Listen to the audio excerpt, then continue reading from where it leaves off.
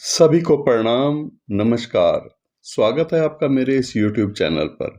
मैं हूं doctor RB. Dhawan. अक्सर मैं नक्षत्रों पर बात करता रहता हूं। नक्षत्र मेरा मुख्य विषय है और नक्षत्र पर मेरा पूर्ण विश्वास भी है। क्यों? क्योंकि नक्षत्र पद्धति से ही प्राचीन काल में फलादेश किया जाता था। जन्म कुंडली में नक्षत्र बड़ा महत्वपूर्ण है। कौन से नक्षत्र में किस ग्रह की स्थिति है, ये हमारी कुंडली में हमें पता चलता है और क्या प्रभाव होगा उस नक्षत्र में उस ग्रह की अगर युति हो रही है, वो ग्रह उस नक्षत्र में कैसा फल देने वाला होगा। एक तो ग्रह का अपना स्वभाव और फिर दूसरा नक्षत्र का अपना प्रकृति, ये कैसे दोनों मिलकर के प्रभाव करते हैं। इन सब का विवरण तो इसी चैनल पर आप देखते ही रहते हैं। एक पूरा क्रम है जो मैंने नक्षत्रों पर सीरीज दी है। नक्षत्र, आपका जन्म का नक्षत्र कौन सा है, आपको उसके अनुसार अपने नक्षत्र का फलादेश इसमें देखना चाहिए, अवश्य देखना चाहिए। और फिर आपकी जन्म कुंडली में किस नक्षत्र में कौन सा ग्रह स्थित है, क्या फल देगा, ये भी मैंने एक अलग सीरीज इस चैनल पर दी है। तो इस दो सीरीज में से आप अपने नक्षत्र के अनुसार अवश्य फलादेश देखें। और अगर आप महिला हैं तो महिलाओं की सीरीज भी अलग है। महिला का जन्म किस नक्षत्र में हुआ है, वैसे तो पुरुषों और महिलाओं का एक जैसा ही लगभग फल होता है, थोड़ी सी भिन्नता होती हैं, इसीलिए महिलाओं के लिए अलग सीरीज भी बना दी है। लेकिन आम जो सीरीज है वो मिक्स है पुरुषों और महिलाओं के लिए। वहाँ भी आप अपने महिला जन्म का फल, नक्षत्र में जन्म का फल वहाँ भी देख सकते हैं। तो नक्षत्रों का पूर्ण विवरण अनेक प्रकार से मैं प्रस्तुत करता चला जा रहा हूँ इस चैनल पर। इस चैनल को ज़रूर सब्सक्राइब कर लीजिए अगर आप नक्षत्रों के रहस्य जानना चाहते हैं।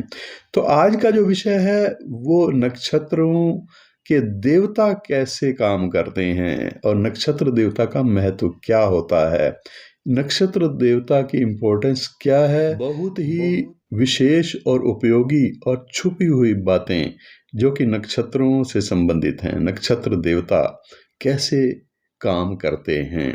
आइए इस पर आरंभ करते हैं आज का वीडियो।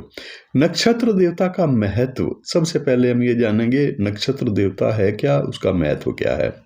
वास्तव में किसी भी नक्षत्र के देवता का जो गुण है वो नक्षत्र के स्वभाव को परिभाषित करता है। यानी नक्षत्र का स्वभाव कैसा है, इसके पीछे मूल रूप से देखा जाए तो नक्षत्र देवता का ही प्रभाव उसमें दिखाई देता है।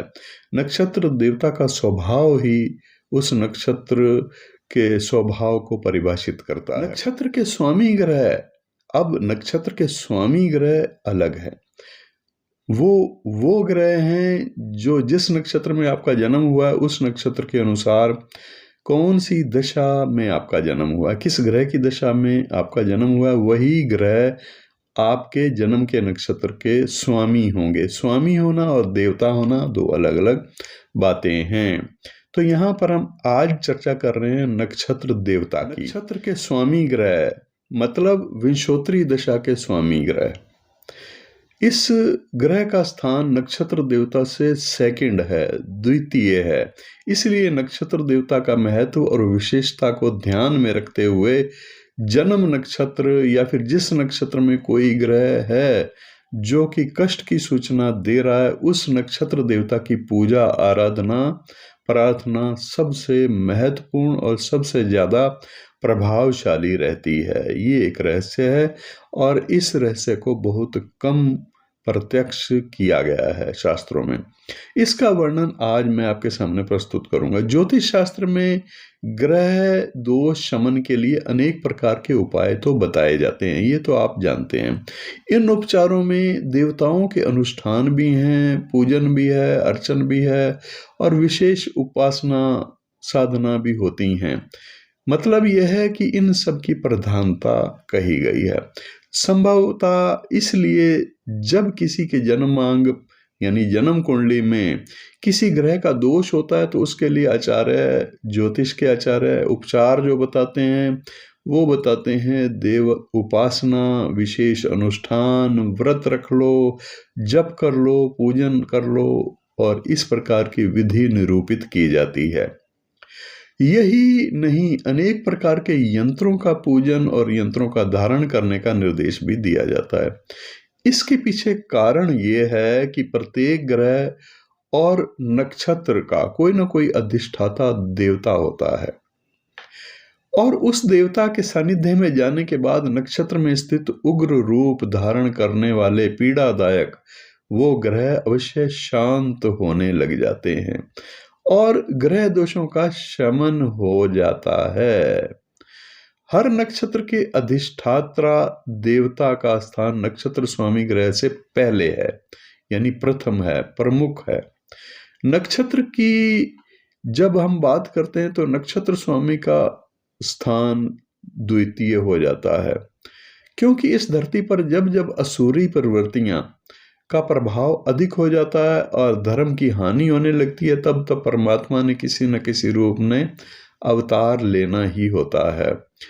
बृहद संहिता होरा शास्त्र के आरंभ में अगर आप देखेंगे, जो कि ज्योतिष का बड़ा महान ग्रंथ है, तो इसमें भी सभी ग्रहों के प्रतीक रूप अवतार, यानी पराशर होरा शास्त्र के प्रारंभ में अवतार क्रम का जो अध्याय है, उसमें सभी ग्रहों की प्रकृति के अनुसार 9 अवतारों का जन्म का विवरण 9 ग्रहों की प्रकृति के अनुसार मिलता है। कुंडली के किसी भी नक्षत्र में या फिर जन्म के नक्षत्र में अगर किसी क्रूर ग्रह की स्थिति हो और वो कष्टकारी सिद्ध हो रहा हो, कष्ट देने वाला ग्रह हो, क्रूर ग्रह हो, अशुभ प्रभाव प्रकट कर रहा हो, या कोई क्रूर ग्रह जिस नक्षत्र में कष्ट सूचित कर रहा है, तो ऐसी स्थिति में जन्म नक्षत्र के स्वामी या फिर नक्षत्र कष्टकारी ग्रह के नक्षत्र स्वामी या उस ग्रह के देवता की पूजा आराधना या मंत्र उपासना की सलाह दी जाती है। परंतु वास्तव में नक्षत्र देवता सबसे ज्यादा शक्तिशाली हैं, सर्वाधिक हितकारी भी हैं, मदद करने वाले होते हैं। नक्षत्र देवता, उनके महत्व को समझा नहीं जाता, उनके महत्व को समझने की जरूरत है और इस कारण महत्वपूर्ण माना नहीं गया आज तक, लेकिन कुछ विद्वान इसको महत्व देते हैं और जानते हैं उनका महत्व क्या है। वास्तव में नक्षत्र स्वामी का प्रभाव नक्षत्र देवता से सेकेंडरी होता है, द्वितीय होता है। अब इस वीडियो के क्रम में मैं आरंभ करने जा रहा हूं हर नक्षत्र के देवता का महत्व क्या है। हर नक्षत्र के देवता के मंत्रों की सूची भी साथ में दूंगा। आप उस ग्रह का प्रभाव दूर कर सकते हैं जो कष्ट देने वाला है, और किस नक्षत्र में उस ग्रह की स्थिति है, उसी नक्षत्र के देवता का आपने जप पूजा विधान, जो कि मैं इसी क्रम में दूंगा, वो करना चाहिए, जिससे कि समस्या का समाधान बड़ी जल्दी और अवश्य होगा।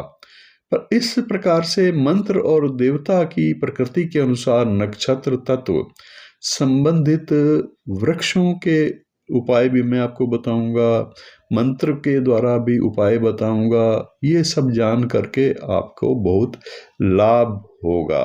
आज के लिए इतना ही, फिर मिलेंगे और जानकारियों के साथ। नमस्कार।